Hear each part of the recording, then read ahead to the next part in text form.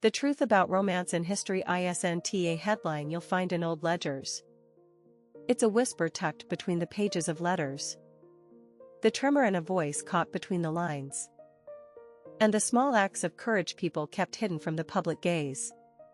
Tonight, we explore that truth, not as a dusty myth, but as a living, beating thread that sometimes slips through the seams of time and settles into our own hearts. The romance we see in history isn't always thunder and fireworks. Often it's a quiet resolve to keep caring, to keep showing up, to choose tenderness again and again in the face of everyday challenges.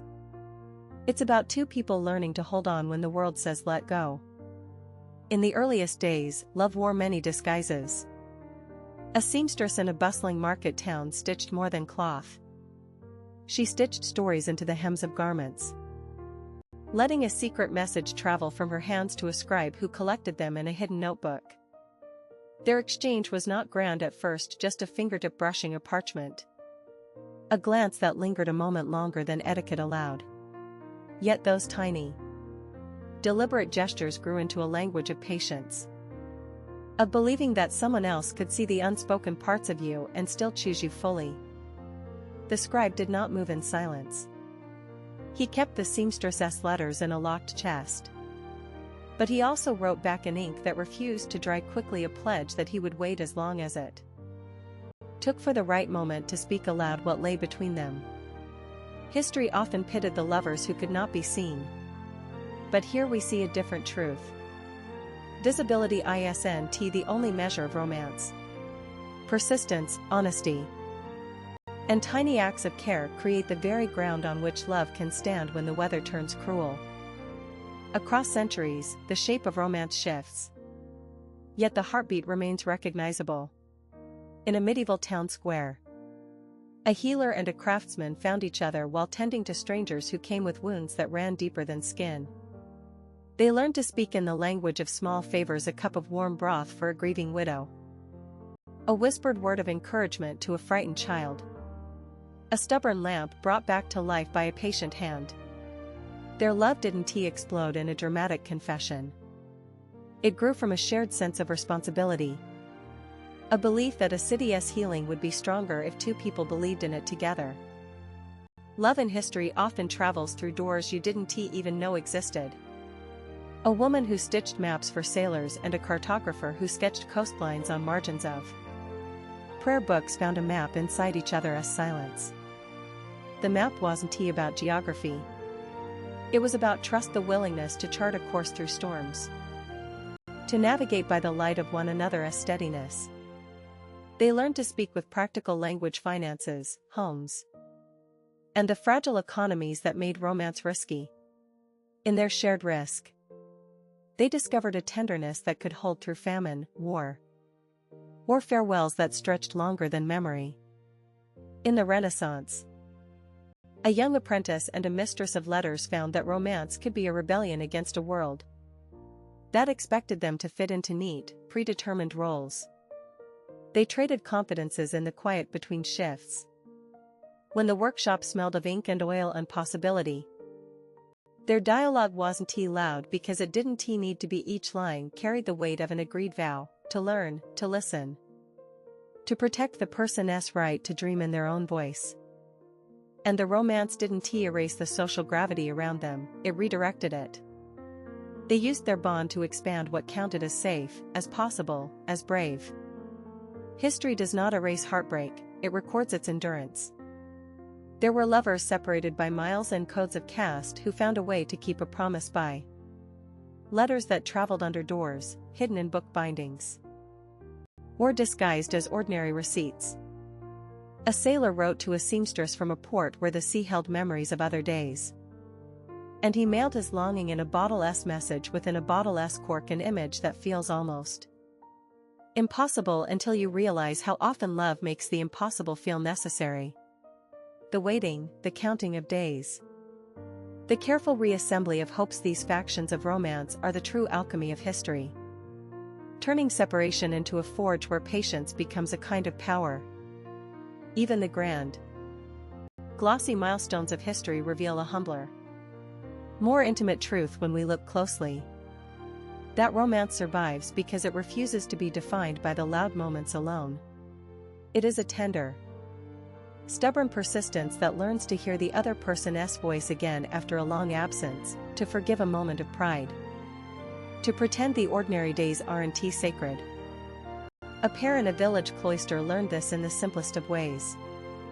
By keeping a shared chair at the hearth every night, by swapping a single, quiet joke to ease loneliness, by cooking a meal that could not be called anything other than a truce in a long-running argument with time.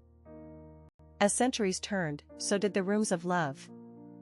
A Victorian student and a professor navigated the hazards of reputation with a map drawn from kindness and mutual curiosity.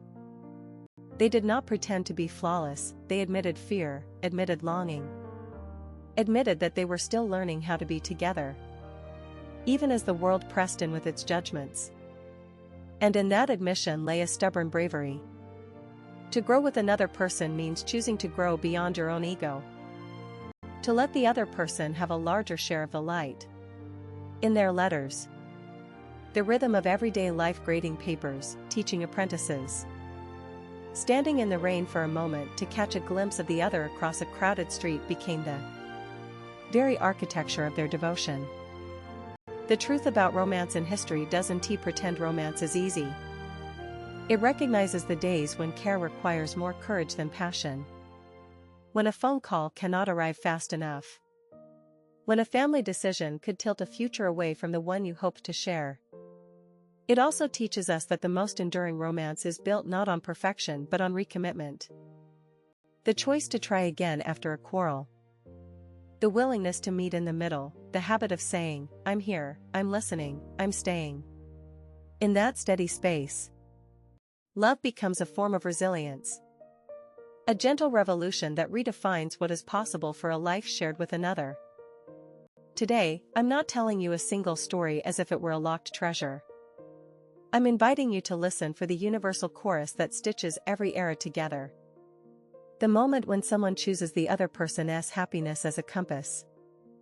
When an ordinary day becomes the setting for something extraordinary simply because two people decide not to walk away. The truth is, romance in history is less about the fireworks and more about the library of tiny, faithful acts, the note tucked into a lunch pail, the late-night walk home in a rain that won tea, and the door held open with the strength of a shared future in mind. If you've ever believed love is a relic, let history stretch a thread through your doubts. The same belief that survived famine and empire, the same care that kept letters legible in candlelight, is available to us now.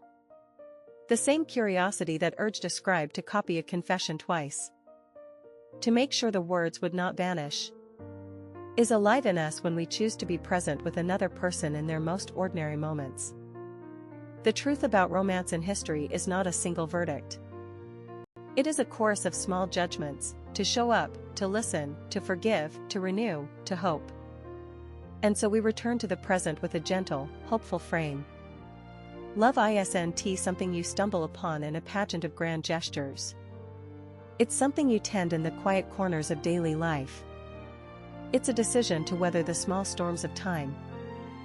To invest in another person's growth as well as your own, to keep faith that are real. Lasting love will reveal itself not as a finished ornament but as a shared work in progress. If history has whispered anything true, it's this. Romance endures when the heart refuses to silence its own questions and answers them with kindness, again and again. So let this be your invitation.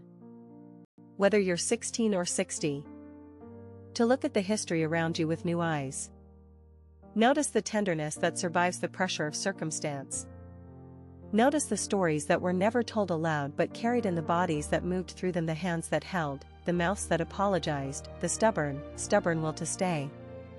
Because the truth about romance in history is not merely about the past. It's a mirror held up to our own lives, reminding us that love can still bloom in the midst of ordinary days.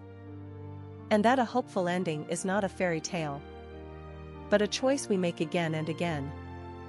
If you enjoyed walking through these chapters with me, take a breath and listen for your own heart's quiet assurance. The truth is tender, and so are you. The truth is stubborn, and so is love. And the truth is that romance can become a bright thread weaving through every era. Tying two souls to a future they build together, one ordinary